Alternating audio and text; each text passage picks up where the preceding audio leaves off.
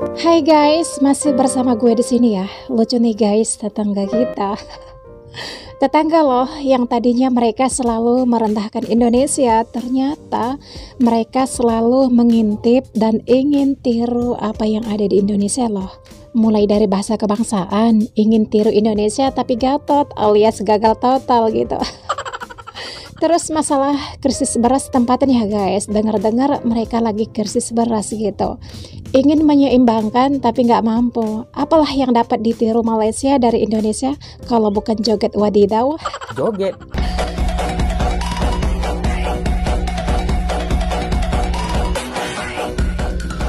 Oke guys, dalam video ini ntar kita lihat perbedaan DPR Indonesia dan Malaysia ya. Seperti apa kalau lagi sedang rapat di parlemen perihal bahasa gitu. Karena kalau kita lihat yang beredar di media sosial, DPR Malaysia masih banyak loh yang tak paham bahasa kebangsaan mereka. DPR-nya aja kayak gitu, apalagi rakyatnya ya enggak. Nih kita lihat DPR Malaysia versus DPR Indonesia. Ntar teman-teman bisa nilai yang mana DPR yang paling santai gitu.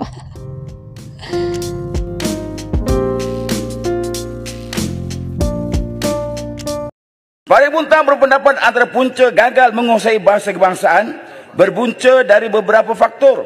Antaranya rakyat Malaysia sendiri yang tidak mengutamakan penggunaan bahasa Melayu dalam pertuturan harian serta merakan, tidak menggunakan bahasa Melayu dalam program-program resmi dan formal.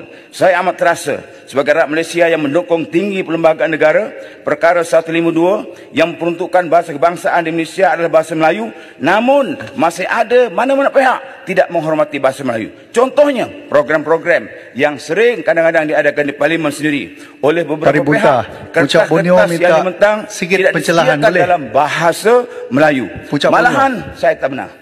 Malahan membentang yang membentangkan paper berucap sepenuhnya dalam bahasa Inggeris, sedangkan mereka rakyat Malaysia amat malang sebagai rakyat Malaysia yang mendukung tinggi perlembagaan negara tetapi tidak mampu membentangkan dalam bahasa Melayu. Justru dalam apa sahaja program yang resmi atau formal, wajibkan menggunakan bahasa Melayu dalam semua sesi majlis, mesyuarat di peringkat jabatan kerajaan maupun JLC ataupun syarikat-syarikat swasta juga diwajibkan sepenuhnya menggunakan bahasa Melayu, termasuk semua dokumen-dokumen mesyuarat disediakan dalam bahasa Melayu. Sama juga urusan-urusan di mana-mana bank, bahasa Inggeris lebih diutamakan. Perjanjian antara pelanggan dengan pihak bank masih lagi dalam bahasa Inggeris. Surat-surat peringatan kepada peminjam bank masih ada yang menggunakan bahasa Inggeris. Ini seolah-olah kedudukan bahasa Melayu sebagai bahasa kebangsaan negara tidak dihormati oleh institusi keuangan dan lain-lain. Saya minta betul kita profesional. Saya sama Pak JA ini luar biasa sayangnya Pak. Ada kritik sedikit Pak JA. Ada Kajati Pak yang dalam raker itu ngomong pakai bahasa Sunda. Ganti Pak itu. Kita ini Indonesia Pak. Jadi orang takut kalau ngomong pakai bahasa Sunda, ntar orang takut Pak ngomong apa dan sebagainya itu. Ya, kami mohon sekali yang seperti ini dilakukan penindakan tegas. Ya. And we will not be left behind. Not under our watch, I'm sure. Atuk Rahmat. Untuk Rahmat. Yes, boleh. Itu cakap dalam bahasa Malaysia. Ya, boleh. Dalam Dewan, please.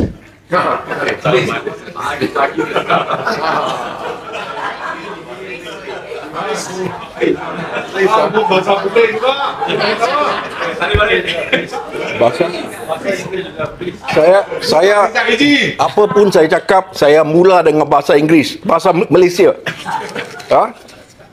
Cuba faham di SPM Teluk Air Tawar dapat apa dalam SPM untuk bahasa Malaysia? Jawab. Boleh jawab? Berani jawab? Jawablah. Ayo, pagi-pagi macam ni. Jangan duduk. It's okay. Teluk Air Tawar. It's okay. Kalau lepas saya cakap bahasa Malaysia, you tak faham bahasa Inggeris, then I will come and teach you lah. Don't worry. Sekarang kena speak Malay. Sekarang Tarik balik. Cakap Tarik balik. Perdana Menteri kita cakap kita perlu cukup. Tarik balik bahasa Inggeris. Betul lah. Okey. Saya tahu nak cakap bahasa putih. Sudah izin. Tarik balik tu sama. Sudah. Okey bahasa Malaysia. Hey. Sorry. Saya sudah ada di sini 18 tahun. Come on. Even my Dato' Sri speaker, he don't know what to do with Dato' Kramat. But you know, I am doing my job for the people in Penang. Kalau kita lihat guys, dalam video ini Malaysia juga ada kekurangannya loh. Begitu juga dengan Indonesia. Namanya negara satu nenek moyang, ya enggak 11-12 gitulah. Cuman mereka agak menutupi kejelekan negaranya ataupun orang-orangnya gitu, karena jumlah penduduknya enggak sampai 35 juta doang. Makanya masyarakatnya enggak terlalu kelihatan bermasalah seperti di Indonesia. Dah gitu mereka nggak bebas bersuara guys, meskipun banyak kekurangan orang-orangnya dalam negara tersebut, mereka malah tutup-tutupi karena takut diledekin sama negara lain gitu, karena netizennya selalu merasa negara paling kaya di Asia ini. Padahal sama aja kayak negara lain gitu. Ada kelebihannya dan ada juga kekurangannya gitu guys, makanya nggak boleh sombong. Baik, Obsidian Stainless Steel. Sorry, I cannot speak Bahasa Indonesia. So I just introduce our company briefly. Jangan, no need. Just introduce yourself. Nanti we will hear your presentation. But okay, there's no one on behalf of you who can speak Indonesia. Is there a translator that you brought in? Yeah, I have a translator Okay. in the second floor. Yeah, sorry. This is an official parliamentary hearing, and all parliamentary hearings are conducted in Bahasa Indonesia.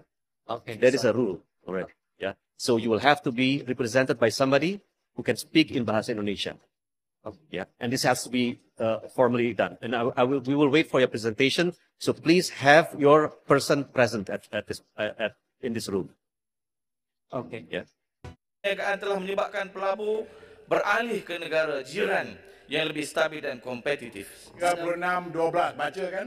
Di mana ahli yang mengeluarkan kenyataan yang mengerilukan merujuk kepada kenyataan yang diberi oleh Farid tadi, di mana dia kata banyak pelabur sekarang tidak ataupun takut tidak percaya. Saya tak ada. Sedikit penjelasan saja.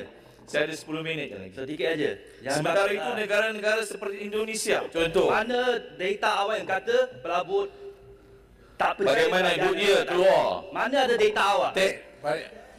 Dia nak minta tak benar kan? Saya tak benar. Oh, okey. Saya ada 5 minit lagi. Yang lain tu aku tak tanya. Kalau rakyat saya dia beradab. Tu, Farid muntah apa? Farid muntah. Aku tak tanya kau, duduk, diam. Sampai Kalau rakyat beradab. Farid tak bagi laluan. Duduk. Farid tak bagi laluan. Dia pula menyebut. Farid tak bagi laluan. Duduklah, top 3. Dia pula sibuk. Duduk. Duduk. Duduk. Duduk. Boleh tak masuk gaduh. Duduk. Kalau orang Farid eja uyup. Quick sikit. Tetapi kalau mereka lari dan hakikatnya mereka lari, berapa banyak yang kita rugi? Saya nak bagi 1 minit berkaitan dengan ASEAN ni, apa yang dikatakan oleh Presiden Indonesia itu ada kaitan dengan pelantikan Taksin sebagai penasihat ASEAN. Sekarang pun saudara-saudara, kita harus berani. Kita harus berani.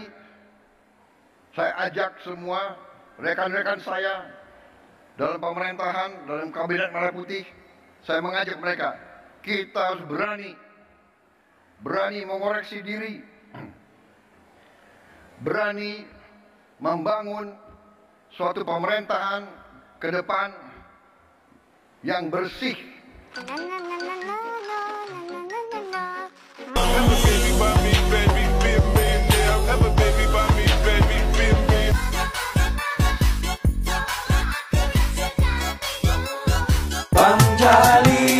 Bang Jali, goyangnya bikin happy.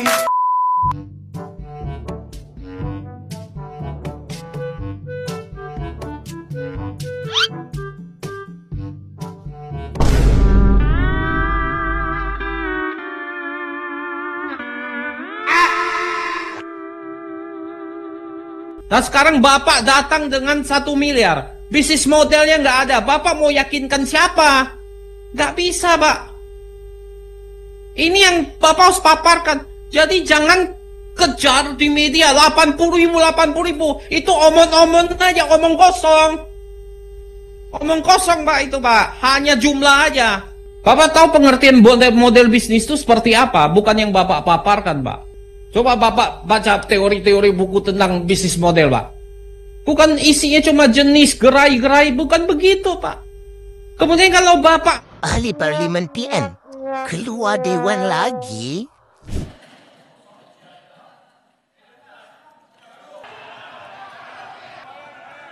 Buat PC drama. Ambil tindakan. Arau tak perlu tekan mic lagi. Mau keluar saja. Kalau mau keluar saja. Tak apalah, dia tak berminat benda-benda yang melibatkan pembangunan negara ni. Dia hanya berminat untuk buat kecoh sahaja. Jadi saya pun mengalu-alukan mereka keluar dewan lah. Ya, keluar dewan dengan senyap. Jangan buat Kalau dah keluar cepat sikit lah.